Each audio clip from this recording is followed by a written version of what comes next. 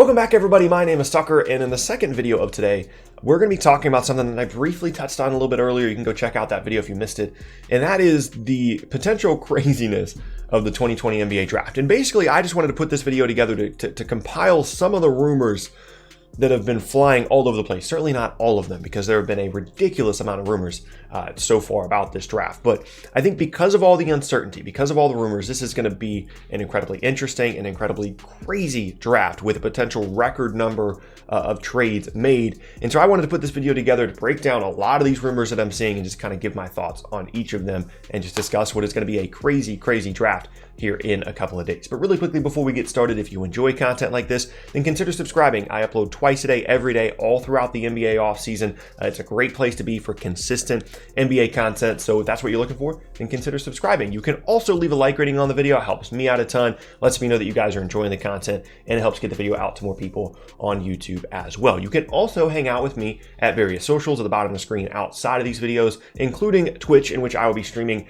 this evening. By this point, you guys might be already seeing me on Twitch. I don't know when exactly this video is going to be going out, but it's possible. So check out the link in the description, twitch.tv/spolo_TD. You can also hang out with me at Twitter and Discord as well. But with all those things said, let's go and get into the rumors. Okay, so let's break this down like piece by piece. We're going to go through prospects. We're going to go through teams. We're going to go through everything that I have seen. Okay, not everything I've seen, because that would be way too much, but a lot of the rumors that I have seen and some of the more interesting ones to talk about and to break down here. So the first point, of course, is that it's been out of control. There's been so much misdirection and misinformation. I have no idea what's real. I have no idea what's fake. There are certain teams that love every single player in the top five and are desperately trying to trade up to get them. There are other rumors that are saying this guy is sliding completely down, like 5 spots lower than anybody thinks he's going to go. It's really tough to get through all this stuff, but let's just talk about it at this point. So the first one, we got to talk about LaMelo Ball, right? This is a guy that I've been kind of campaigning to be the first overall pick in the draft. I think from a skill set standpoint, he has the highest ceiling in the draft, and I think that's the guy to go after here. So for LaMelo, to this point, like I said, it's kind of been presumed a bit that this guy is going to be the first pick in the draft, but then there have been some other rumors swirling around him, including that he apparently wasn't all that good in the team interviews, which caused his stock to drop, then that he could potentially slide out of the top 3 of this draft as a result. And now there are reports saying that it's not guaranteed that he's going to go 1, but it's the most likely that he's going to go first. We just don't know which team is going to select him, which indicates that potentially Minnesota could want to trade out of that pick. Now, if I had to guess right now, in this moment on Sunday evening, I would say that LaMelo Ball will be the first pick in the 2020 NBA draft, but I would also echo that sentiment of I don't know which team will be making that selection. That is something that we're not going to know until the move is actually made, or potentially Minnesota selects him and then trades him later. I don't know, but for me, if we're just going to kind of sort through all those rumors, I think it's likely he goes first. I just don't know to which team.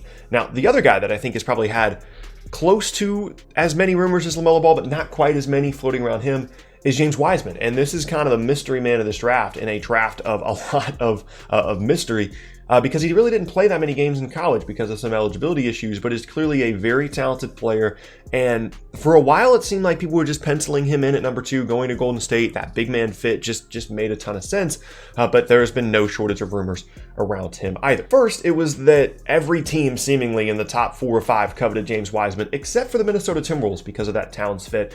They haven't really been in on the James Wiseman sweepstakes to this point, but reportedly every other team has been. And he also, I made a video about this, does not want to go to Minnesota anyway. So the one thing we know to this point in the video is that James Wiseman will not be a Minnesota Timberwolf come draft night.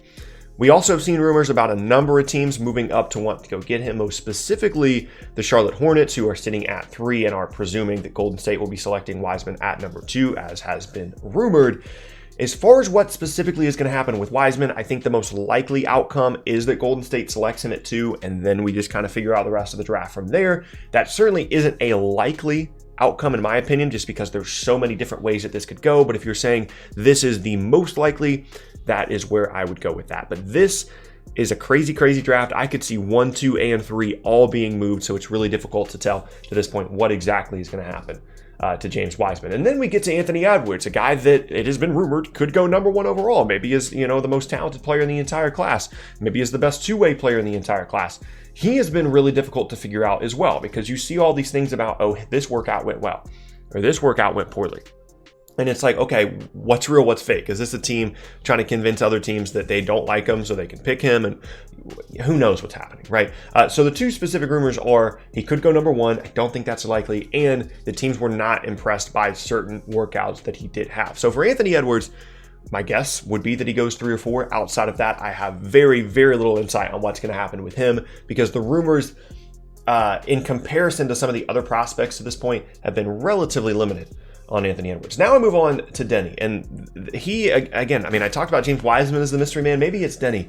The biggest rumor we got about him was that the Warriors had him in for a workout and absolutely loved him, which opens up the possibility that A, he gets selected at 2, or more likely that the Warriors move down a handful of picks and select Denny at a later pick than 2 and get some assets in exchange. Now, speaking of the Warriors, they apparently love every prospect in this draft.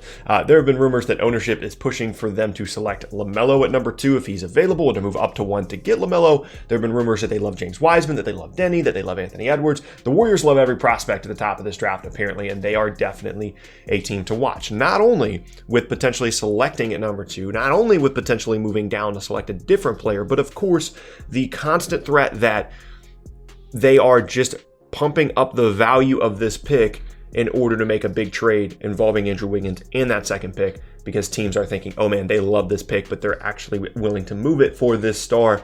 Maybe we should jump on this because they like these prospects so much. So lots and lots of variables there with Golden State. The only other thing to point out here is that they do reportedly value that future Minnesota pick for next year more highly than they do the second pick this year. So what that means to me is that it's more likely that they trade the second pick and Wiggins this year rather than a future Minnesota pick and Wiggins, because they just simply, I guess, like that draft better, despite the fact that is a top 3 protected pick and they already have a guaranteed top 2 pick in this draft. Next up now, there's 2 teams specifically that continue to be talked about in terms of moving up in this draft, that I do think it's likely that that's the case, and it's Boston and Dallas. Boston, we've talked about a ton. They've got 3 picks in the first round of this draft, and I would be incredibly surprised. It would be the surprise of the night, in my opinion, if Boston made a selection with every single one of those picks. I would expect them to move up. I would expect them to try and get into the top 10, and if that's not able to happen, I would expect them to use all 3 of those first round picks to acquire a player to add to this roster. So that is definitely a team to watch out for, potentially moving up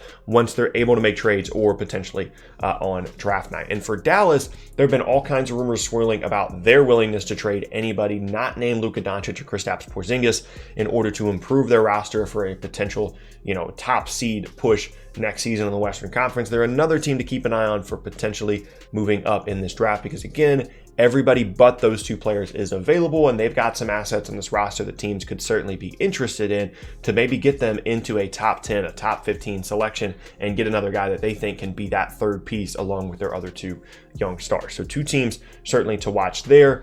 And then the last true rumor to talk about here before I just kind of give the overall picture is the New York Knicks, because the only rumor that I ever constantly see about the Knicks is that they are desperate, absolutely desperate. That is a word that I have seen in multiple rumors, multiple reports, to get LaMelo Ball into the New York Knicks uniform and to get him into Madison Square Garden. I don't know if that's feasible given their draft positioning, given the assets, quote unquote, that they have in this roster. They have some future Dallas picks that could be in play here if they really want LaMelo that badly. But so you got to kind of be careful sometimes with Knicks and Lakers stuff, because there's a lot of media out there that really love those 2 teams and maybe get a little bit excited about the possibility of those teams making bigger moves. And oftentimes with the Lakers and Knicks specifically, the bigger exciting moves are more smoke than they are anything else. And that's one thing that I would caution against here. So I don't think that they're going to find a way to move up and get LaMelo Ball in this draft, as exciting as that would be. Generally, I temper my expectations a bit more with Lakers and Knicks stuff specifically than I do with other teams. And so that's what I would kind of give as advice as it relates to these Knicks rumors. But at the end of the day, like I said, man, this is going to be potentially, this could easily overshadow free agency for me, just in terms of player and roster movement within the draft. I am going to be 1,000% honest with you guys and say that I am not incredibly well versed in specific prospect attributes throughout the first round. I know a good amount about a good amount of the prospects, but I'm not, I haven't done a mock draft this year, for example, because it's just been such an odd, college season and evaluation period and everything. So I'm just going to be honest and say that, like, I don't know who's going to go with the 18th pick to whoever, right? But specifically in terms of trades and roster movement, this could be a bigger deal and a crazier deal than free agency, which I can't really recall that happening very often over the last couple of years. So I'm excited, I'm interested, and I'm ready, man, for the draft, free agency, and the trade, moratorium to be lifted, so we can get into all kinds of craziness next week. But that is going to be the end of today's video, and I thank you all very much for watching. Once again, my name is Tucker. If you missed any of my previous videos, be sure to check out the boxes on screen. Thanks again, and I'll see you all next time.